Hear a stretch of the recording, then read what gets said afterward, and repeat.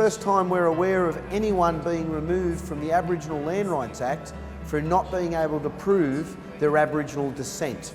And to have the Registrar here today to confer the processes within the Act, the ability to take action against frauds, breathes a lot of oxygen into our people who, through right or wrong, had been believing and perceiving that we had no right to question someone's identity once they identified themselves as Aboriginal, is what we really hope would be an outcome today.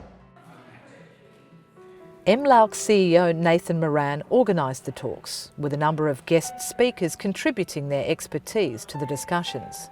They were Paul Coe, Stephen Wright, Registrar of the Aboriginal Land Rights Act, Doctors Bob Morgan and Stephen Hagan, and Professor Gracelyn Smallwood.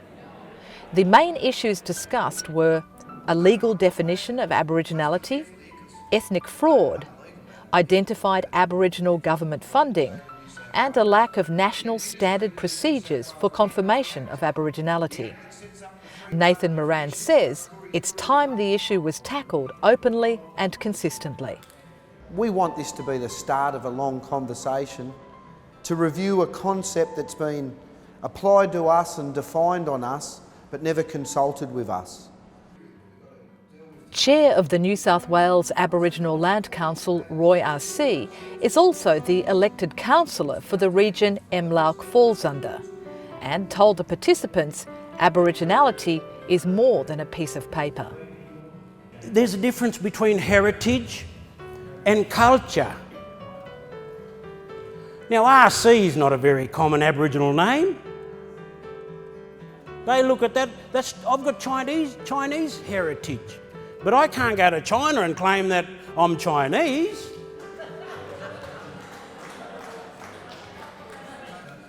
But I tell you what, culturally, I grew up in my Aboriginal community. I think the challenge for the Land Council system around identity today is that we've got a lot of people that are claiming heritage, but in actual fact, haven't grew up culturally. Applicants for membership of a local Aboriginal Land Council must meet the current three-part definition under the New South Wales Aboriginal Land Rights Act. The person is a member of the Aboriginal race of Australia and identifies as an Aboriginal person and is accepted by the Aboriginal community as an Aboriginal person. But Wiradjuri woman and MLALC board member Anne Weldon says Aboriginality is complex and people applying for LALC membership don't obtain Aboriginal culture and heritage through their membership alone. Aboriginality is just not something that you can acquire by going to a meeting or getting a piece of paper to say that you are. The concern about that process now as we speak is that people are using and abusing that process for them to steal or take on positions like jobs, establish their profile so they can go to be far greater things than what they would no doubt arrive at if they are just an ordinary non-Aboriginal person in Australian society. Anne Weldon says more and more people are seeking confirmation of Aboriginality to access educational funding and other benefits. See, at Metro, believe me, they actually line up down the stairs to become members so that they can then prove their Aboriginality by saying that they're a member of Metro Land Council. And it saddens me that we've reached the stage that we have because they don't come back. Some people that have become members have never come back.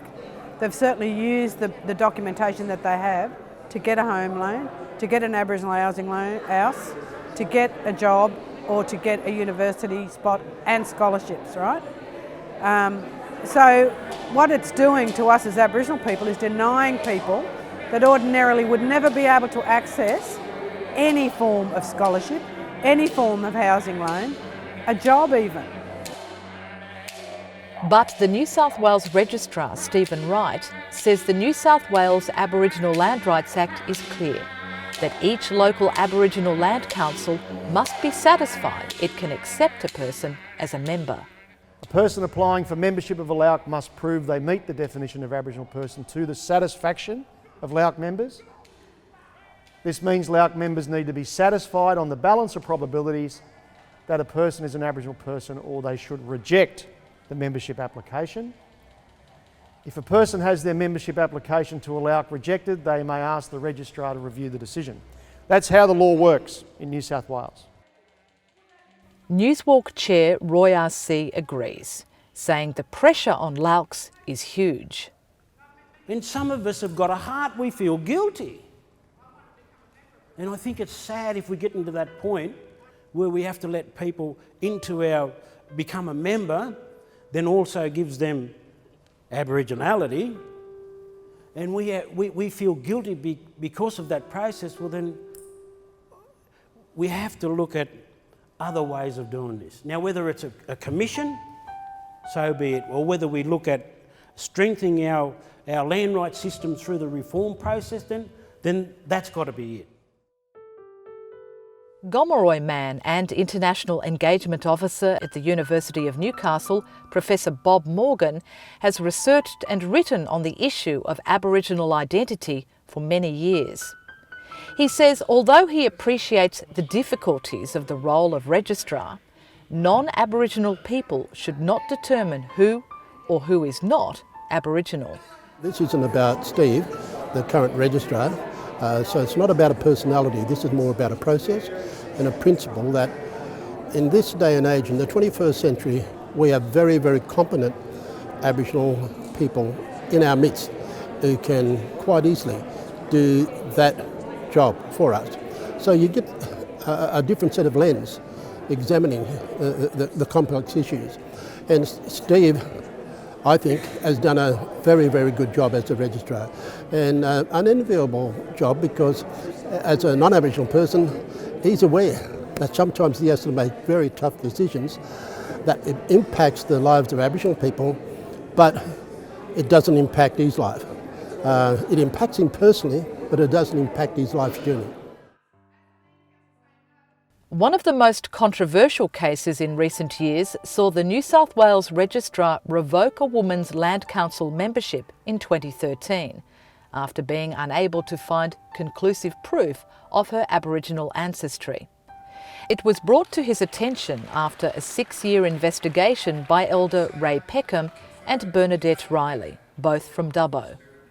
Bernadette says it's too easy for people to claim Aboriginality and not be questioned about it.